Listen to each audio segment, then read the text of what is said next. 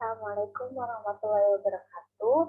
Saya Siti Dalila. Di sini saya akan menjelaskan tentang statistika dan probabilitas dengan sebab hipotesis statistika. Hipotesis statistika itu adalah dugaan sementara terhadap populasi dalam penelitian kuantitatif di mana kebenaran masih lemah. Karena hal tersebut, kemudian hipotesis statistik juga perlu diuji untuk memastikan kesesuaiannya dengan fakta. Jenis-jenis hipotesis statistika. Yang pertama ada hipotesis kausalitas atau hipotesis dugaan sementara terhadap adanya hubungan sebab akibat antara variabel yang diteliti. Contohnya adalah penelitian mengenai dampak rokok bagi kelemahan paru-paru. Jadi rumusan masalahnya adalah adanya pengaruh konsumsi rokok terhadap kanker paru-paru. Hipotesis penelitian ini yaitu H0, tidak ada pengaruh antar konsumsi rokok terhadap kanker paru-paru. H1, adanya pengaruh antara konsumsi rokok terhadap kanker paru-paru. Yang kedua ada hipotesis asosiatif.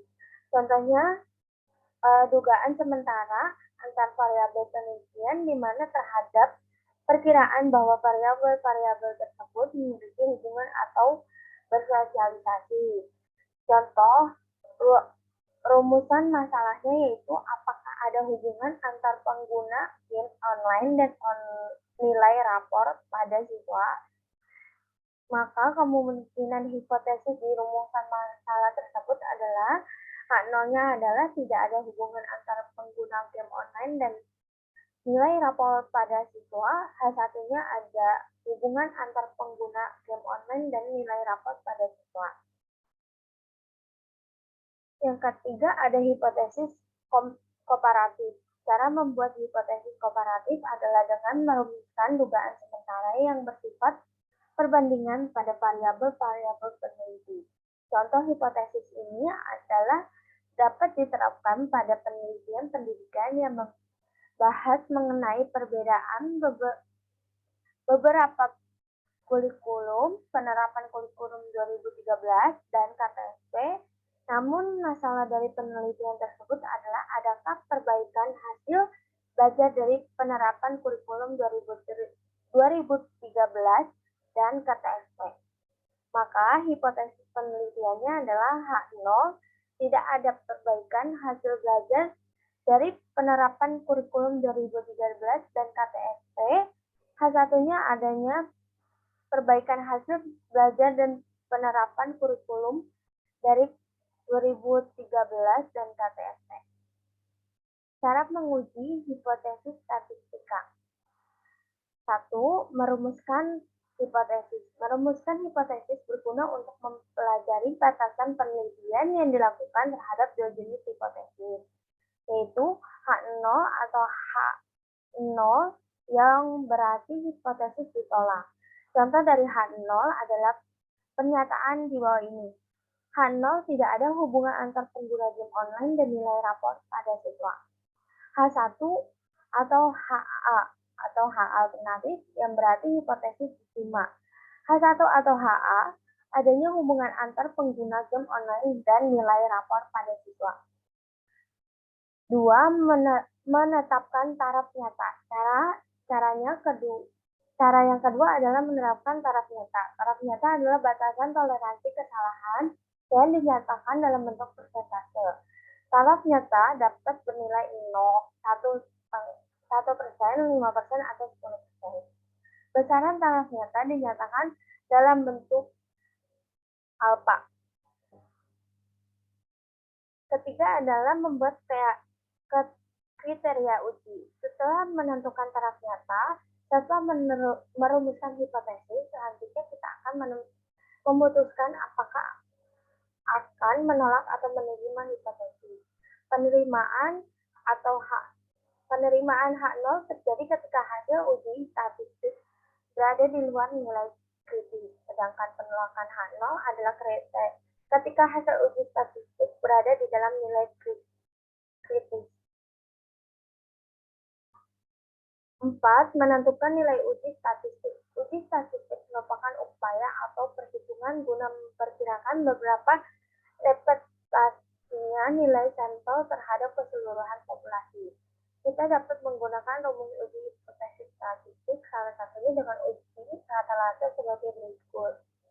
Z, X bar, N dikurangi I0 per theta per akar dari N.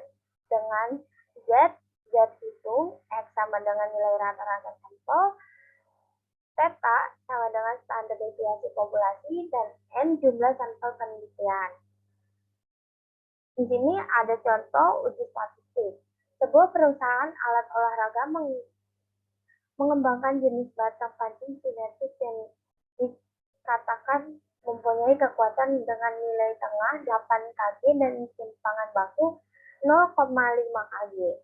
Ujilah hipotesis bahwa V sama dengan 8 kg lawan alternatifnya V 8 kg bila contoh acak 50 batang pancing itu setelah dites memberikan kekuatan nilai tengah 7,8 kg. Gunakan taraf nyata 0,01. Jawabnya H0-nya sama dengan V sama dengan 8 kg, H1-nya V sama dengan 8 kg, alpanya sama dengan 0,01, wilayah kritisnya sama dengan Z kurang dari 2,575 dan Z lebih dari 2,575. Sedangkan dalam hal ini kita ngikutin rumus yang tadi dijelaskan, yaitu Z X bar N per I 0 per theta per akar N. Hitungannya X sama dengan 7,8 kg, N sama dengan 50, sehingga Z 7,8 dikurangi 8 per 0,5 dibagi akar dari 0,5 sama dengan min 2,836. Keputusannya tolak H0 dan kesimpulannya bahwa rata-rata batang pancing tidak sama dengan 8, tetapi kurang dari 8 kg. Yang terakhir adanya penarikan kesimpulan. Cara membuat hipotesis statistik terakhir adalah penarikan kesimpulan. Apabila telah diketahui hal-hal bagaimana yang di atas, tinggal mencocokkannya dengan kriteria pengujian. Itu saja yang dapat saya sampaikan. Kurang lebihnya mohon maaf. Assalamualaikum warahmatullahi wabarakatuh.